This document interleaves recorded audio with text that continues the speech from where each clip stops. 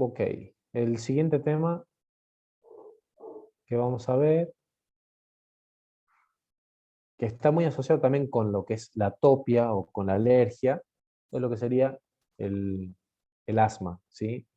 Es una de las patologías obstructivas que nos toca ver hoy y que frecuentemente vamos a ver en el internado. Internado en sala común más que nada, ¿sí? En terapia intensiva no suele haber muchos casos de asma severo, pero los que se internan en lo que se denomina asma casi fatal. Bueno, cuando ustedes tengan que defenderlo a este tema, ¿sí? Básicamente tienen que hablar de una patología obstructiva, ¿sí? No solamente se produce obstrucción de la vía aérea, sino que hay también inflamación de la vía respiratoria. Y obviamente hay ciertos elementos que puede llegar a ser que desencadenen este tipo de obstrucción. Y obviamente la inflamación va a producir que haya una disminución del flujo de aire y obviamente con eso va a conllevar a la aparición de los signos, mejor dicho, como ser las sibilancias y los síntomas como ser la disnea. Entonces, sepan que es un proceso, es un síndrome que se caracteriza por obstrucción de la vía aérea, que a su vez hay inflamación de la misma y esto produce una disminución del flujo de aire, una obstrucción del flujo de aire que va a producir sibilancias como signo, es decir, que nosotros vamos a escucharlo, o el paciente va a referir disnea. Bien.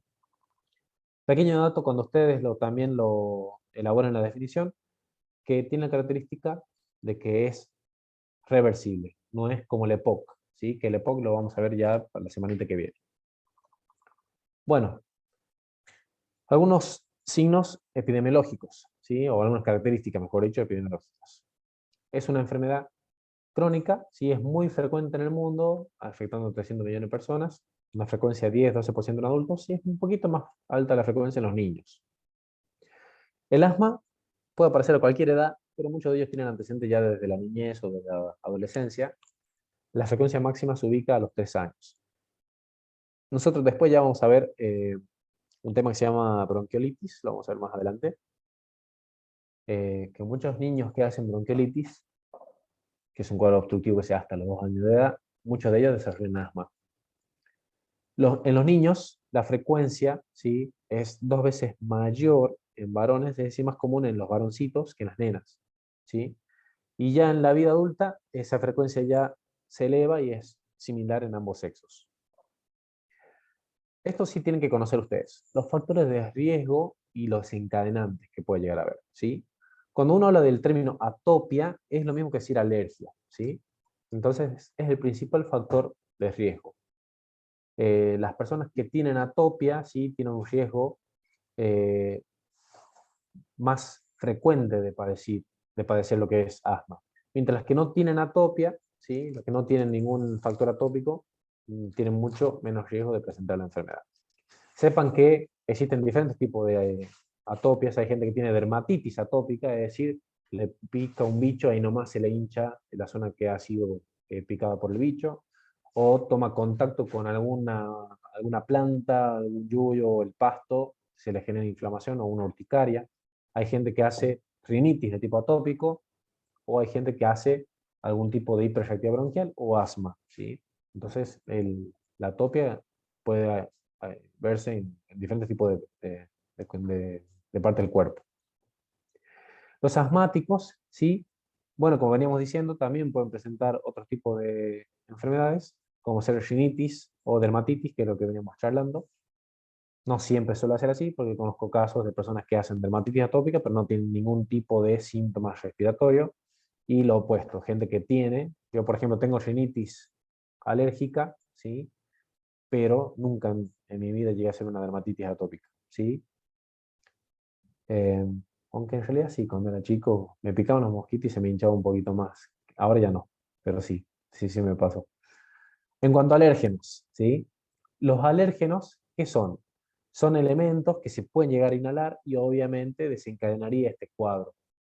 Entonces, por un lado, uno tiene el cuerpo como factor de riesgo y un desencadenante como ser los alérgenos.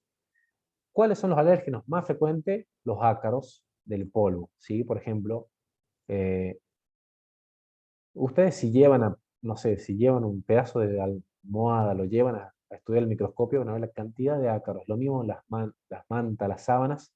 Entonces, a veces están justamente invadidos de ácaros. Las alfombras no saben la cantidad de ácaros que puede llegar a tener. Entonces, justamente son los microorganismos que pueden llegar a producir sensibilización y obviamente producir asma. A veces, en el ambiente en el que uno labura o trabaja, puede haber cierta sustancia a la que estemos expuestos que genere una cierta sensibilización y a su vez desencadene un episodio de asma. Bueno, en algunos casos, el pelo de gato, ¿sí? Alérgenos de algunos animales también puede ya producirse, o El se ha detectado polen. por el polen también, sí, pero no entraría dentro de lo que sería una exposición laboral, entraría dentro de alérgenos, sí, que sería otro muy buen ejemplo de un alérgeno que nos podemos llegar a exponer en el ambiente. En el contexto de, cuando hablamos de exposición laboral, por ejemplo, los panaderos, ¿sí? Los panaderos en las harinas puede llegar a haber ciertos hongos, ¿sí? Y estos hongos producen una enzima que es la propia amilasa del hongo, que también eso se identificó como un alérgeno relacionado con el ámbito laboral. Yo he visto en el caso, la gente que trabaja, por ejemplo, en servicio de limpieza de ciertas instituciones, muchos de ellos desarrollan cuadros respiratorios, ¿sí? Cuadros inflamatorios a nivel pulmonar, y que a veces son algunas sustancias a las que se exponen, obviamente, cuando están limpiando, ¿sí? El asma intrínseca, sí, hay una minoría de asmáticos, solamente un 10%, que cuando se le hace, con el alergista le hace las pruebas con alérgenos, le da resultados negativos, ¿sí? A esa persona se lo denomina como asma intrínseca, ¿sí? Son personas que también le hacen los estudios de inmunoglobulina E en sangre y tienen concentraciones normales. Y generalmente estos pacientes, cuando desarrollan asma, no lo desarrollan en la niñez ni en la adolescencia, sino que lo desarrollan de forma tardía. Bueno, y aquí un cuadrito para poder resumirlo, para que ustedes se ubiquen y podamos diferenciar, porque tenemos entonces un factor endógeno, que es decir, que depende de la persona, es una predisposición genética, tengo mi familia, tiene antecedentes de asma, mi papá, mi mamá, etcétera. O existe lo que se llama la atopia también. La hiperreactividad bronquial, yo tengo hiperreactividad bronquial, por ejemplo, ¿sí? En algunos casos me puede ya producir el broncoespasmo. El género, habíamos dicho que los niños, es más frecuente en los niños que las niñas. La obesidad en algunos casos, sí hemos visto que, sobre todo con el COVID lo hemos visto bastante, que a veces los obesos, muchas personas con obesidad tienen mayor riesgo de producir asma o hiperreactividad bronquial, ¿sí? Eso se ha visto la asociación entre la obesidad y eso. Infección viral y edad temprana, bueno, como habíamos dicho, si una persona que se expone a cierto virus, capaz que queda sensibilizado y le genera obviamente el cuadro de sensibilización y obviamente hiperreactividad bronquial o asma. Factores ambientales, como dijimos, ¿sí? Como alérgenos. Acá no está, por ejemplo, el polen, que también sería un factor ambiental. Las sensibilizantes de origen laboral, como mencionamos recién en el contexto de los pacientes que trabajan en panaderías. Personas que no fuman, pero viven con alguien que fuma, el tabaquismo pasivo también. Infecciones respiratorias. A veces la alimentación en algunos casos hay personas que tienen que tener mucho cuidado porque puede producir hasta un cuadro muy grave que se llama edema de glotis, que produce una obstrucción grave a la vía aérea y que muchas veces pacientes comen algo a lo que son alérgicos y no solamente se hinchan como sapos, sino que también se le inflama la vía aérea, produce una obstrucción también bronquial severa y muchas veces los pacientes terminan ventilados. A veces el paracetamol en algunas personas se lo ha identificado también como un factor desencadenante, o ambiental mejor dicho. Bueno, en cuanto a elementos desencadenantes, vemos que se repiten los alérgenos. Por ejemplo, hay personas que, yo en mi caso, ¿sí? En una época de mi vida, a veces ponerme al frío, ¿sí? Me producía una hiperreactividad bronquial. Entonces yo tenía, por ejemplo, un elemento desencadenante que es el frío y tenía un factor endógeno que es la hiperreactividad bronquial. Entonces, en una cierta etapa de mi vida, ante la exposición del aire frío, se me producía broncoconstricción. Los irritantes domésticos, como ser algunos aerosoles, las pinturas, ¿sí? Hay gente que se expone a pintura y puede llegar a desarrollar cuadros respiratorios. Algunos fármacos, como ser beta bloqueantes, recuerden ustedes que los beta bloqueantes, como ser los no selectivos, como el carvedilol, el atenolol, en una persona yo le doy un beta bloqueante y esa persona es EPOC o es asmática, prácticamente le estoy también no solamente ayudando al corazón, le estoy desfavoreciendo al pulmón, porque recuerden que los beta bloqueantes no selectivos no solamente van a bloquear el receptor beta del corazón, sino los receptores beta 2 a nivel bronquial y obviamente producirían broncoconstricción. Por eso, en los pacientes que tienen antecedentes de insuficiencia cardíaca y que también son fumadores, son EPOC o son asmáticos, le damos un beta bloqueante selectivo como bisoprolol o nebivolol. La aspirina también se la ha descrito como algún causante que pueda producir este tipo de cuadro. Bueno, otro dato. Acá cuando ustedes también hablen de lo que viene a ser la definición, ¿sí? Con esta inflamación de la vía aérea, ustedes tienen que mencionar, ¿sí?, que además que se produce inflamación de la mucosa, que obviamente va a afectar desde la tráquea hacia los bronquios terminales, ¿sí? Un signo que ustedes tienen que mencionar, más que signo, un dato, sobre todo, digamos, para poder abordar la definición de esta patología. Recuerden que decimos que es un síndrome obstructivo, que es un síndrome que se relaciona con inflamación de la vía aérea, pero que está muy relacionado con lo que es la hiperreactividad, ¿sí? Hay hiperreactividad, ¿sí? Que es lo que se produce que haya justamente esa inflamación de la vía aérea, ¿sí? Es la anomalía funcional de la enfermedad y obviamente guarda relación directa con el grado de obstrucción. Y pequeño dato para que ustedes aborden en la definición, que es reversible, no es como el EPOC, que eso lo vamos a ver la semana que viene.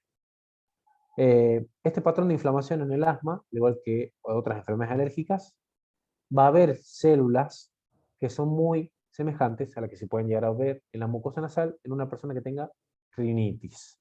Y aquí vamos a repasarlo un poquito. Yo tengo un alérgeno, ¿sí? Ese alérgeno se va a ser captado por una célula presentadora de antígeno, como ser una célula dendrítica o un mastocito, ¿sí?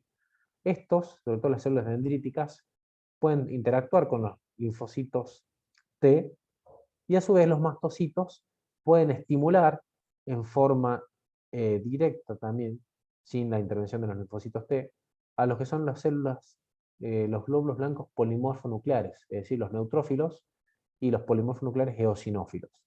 Recuerden que estos tienen gránulos en su interior que liberan sustancias que son proinflamatorias, como ser histamina, ¿sí? ¿Y qué va a generar esto?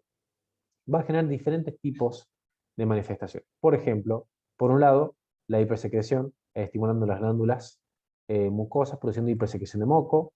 Va a producir, por un lado, desprendimiento del epitelio, ¿sí? En algunos casos produce fibrosis subepitelial. Hay vasodilatación de los vasos sanguíneos, que eso produciría también que haya mayor flujo sanguíneo en la mucosa, y en algunos casos aumenta la permeabilidad de los mismos vasitos, generando fuga de plasma, entonces la mucosa se pone edematizada e hiperémica. Y eso, no solamente, sino que eso pasaría, lo que le estoy comentando, pasa tanto en la mucosa bronquial como en la mucosa nasal. Pero ¿qué es lo que sucede en el asma? Que también se activan las células del músculo liso de la vía respiratoria, ¿sí?, produciendo la broncoconstricción, que es el principal problema que pasa acá, que en este síndrome obstructivo, que obviamente va a limitar la entrada, y no solamente la entrada, sino la salida, y eso condiciona un atrapamiento aéreo. Hay pacientes que hacen una broncoconstricción tan intensa que quedan hiperinsuflados y no tienen cómo exhalar el aire y hasta pueden llegar a ser un neumotórax. Hemos visto un par de casos así.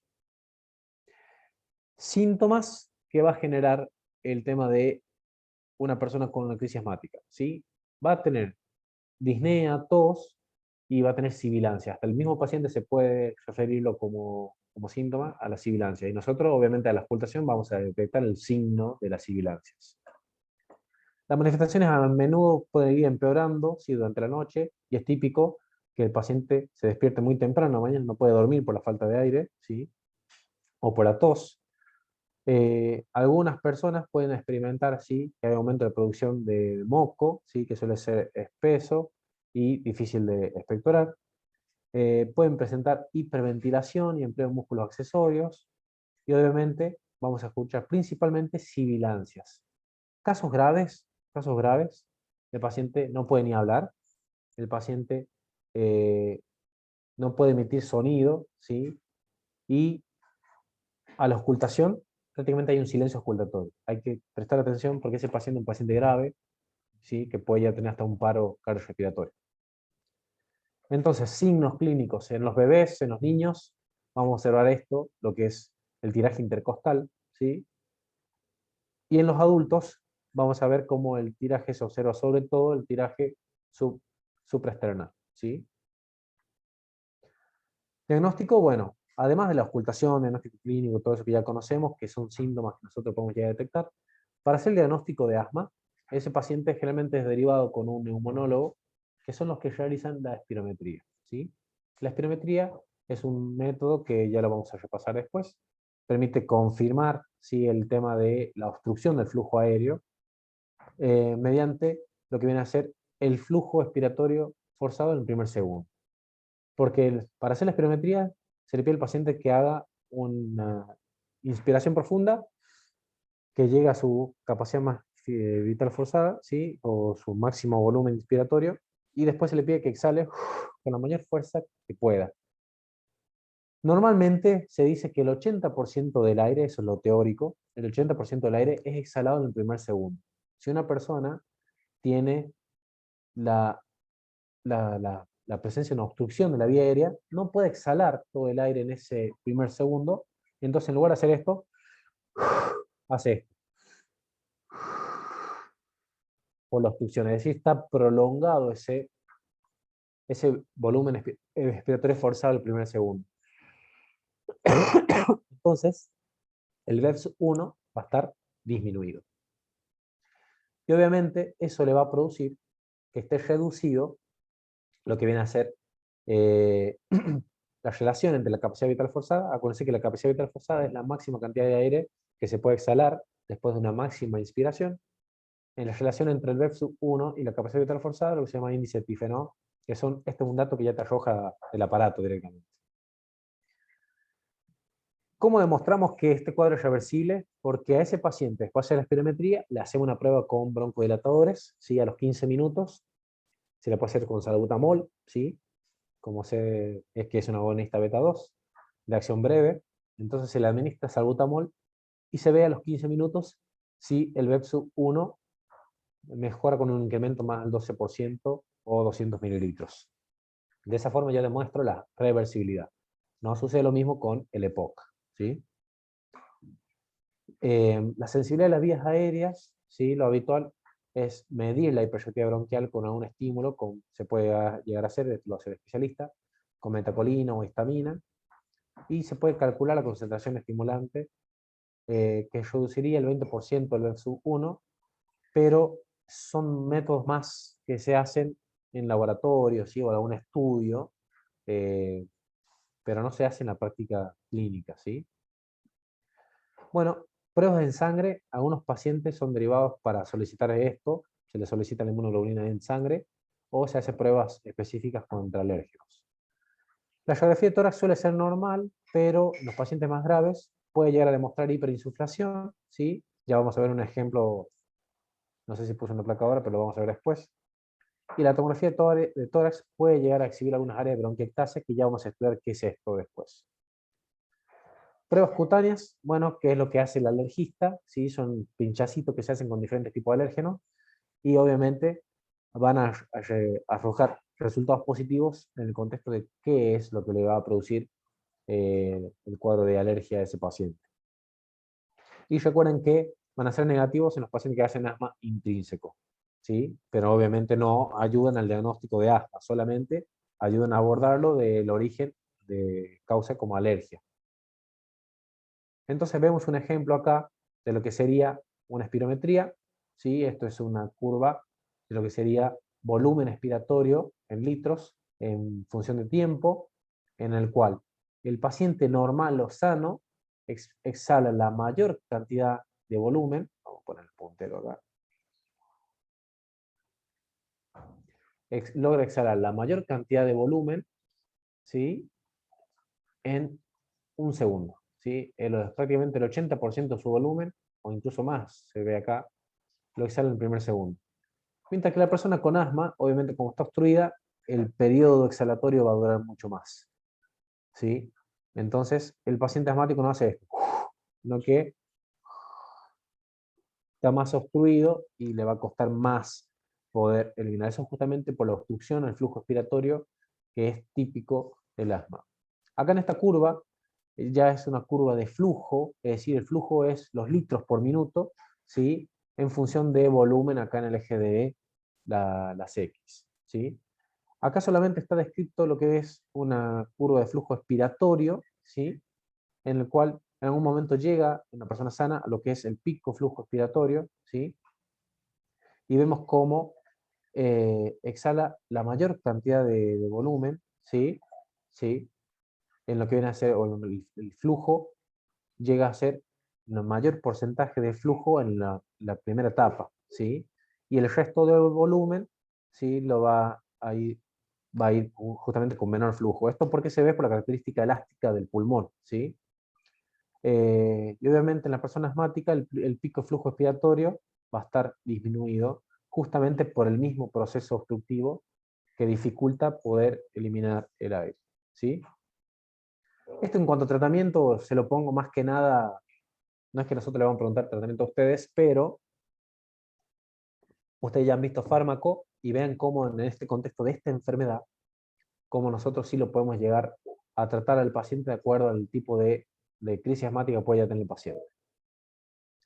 Hay un cuadrito que no lo había puesto acá, pero sepan que, ya después se lo vamos a colocar, de acuerdo al grado de asma que tiene el paciente, el tipo de tratamiento. ¿Sí? Hay formas que son intermitentes, que son pacientes que tienen crisis una vez esporádica cada mes.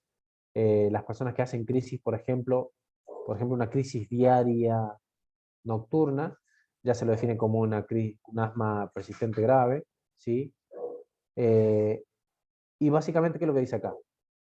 Todo lo que es base para todos los pacientes es un agonista beta 2.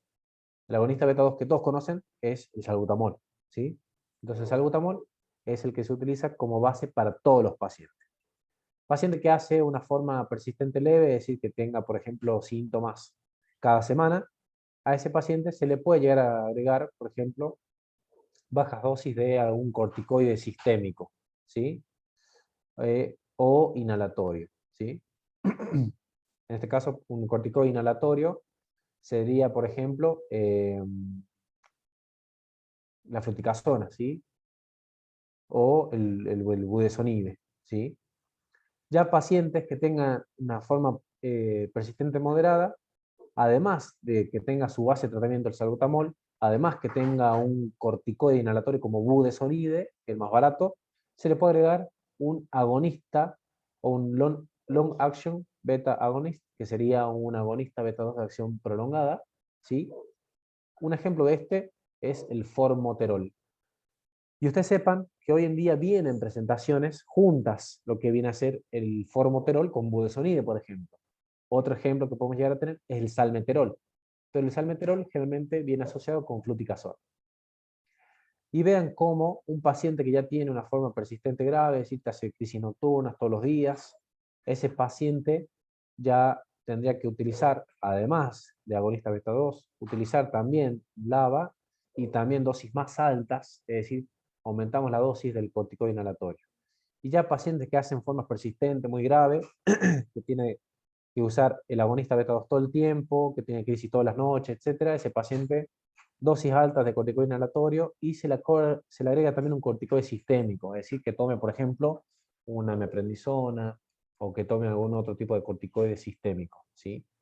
Entonces sepan que esta es la escala de tratamiento, no es que nosotros le vamos a preguntar, pero sepan que ¿qué tenemos que utilizar? Si yo tengo un paciente que tiene la vía aérea obstruida, ¿qué tengo que darle? Un broncodilatador. Entonces ustedes ya saben por fármaco que los broncodilatadores de elección, obviamente, son los agonistas beta 2, como ser el salbutamol de acción corta, o salmeterol o formoterol de acción larga. ¿Sí? Muy bien. ¿Alguna duda, chicos, o consulta con respecto a este temita?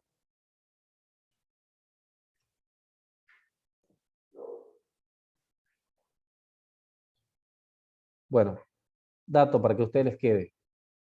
Definición, ¿sí? Tienen que abordar lo que es un síndrome obstructivo, ¿sí? De la vía aérea, que se caracteriza porque hay una obstrucción al flujo respiratorio, producido principalmente por una inflamación de la vía aérea, por la hiperreactividad bronquial, y tiene una característica importante que es la reversibilidad, ¿sí? Sepan que está muy asociado con lo que es la atopia o con la alergia, y que para parte del diagnóstico es necesario realizar la espirometría. Nosotros después, ya para la clase siguiente, ya vamos a ver lo que viene a ser EPOC, y ahí lo vamos a poder ver las diferencias entre uno y otro.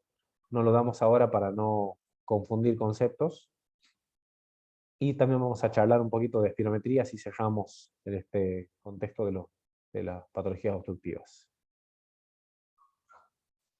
¿Alguna duda, chicos? Si no, ya finalizamos. No, profe. Buenísimo. Bueno, nos vemos la semana siguiente para los prácticos. Repasen estos temitas, ya se les vamos a subir el video. Y bueno, vamos a ir preparándonos para las otras temáticas más gruesas, lo que es neumonía, distrés respiratorio, insuficiencia respiratoria, que son temas complicaditos, pero que los vamos a ver también, lo vamos a hacer práctico cuando vayamos a la terapia intensiva. Bueno, nos vemos la semana que viene y que tengan un buen fin de semana. Gracias, Chao, profe. profe. Hasta Chao, luego. profe. Gracias. Nos vemos. Chao.